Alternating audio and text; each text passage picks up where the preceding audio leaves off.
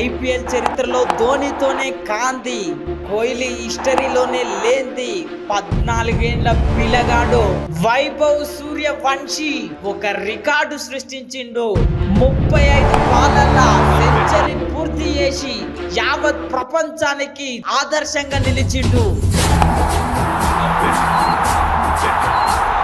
Hi friends, welcome back to our channel. మనందరికీ తెలిసిన విషయమే, నిన్నటి నుంచి ఇప్పటిదాకా ఒకటే ఒక రచ్చ. అది యూట్యూబ్ ఓపెన్ చేసిన, ఇన్స్టాగ్రామ్ ఓపెన్ చేసిన, ఫేస్బుక్ ఓపెన్ చేసిన వైభవ్ సూర్యవంశీ కోసమే.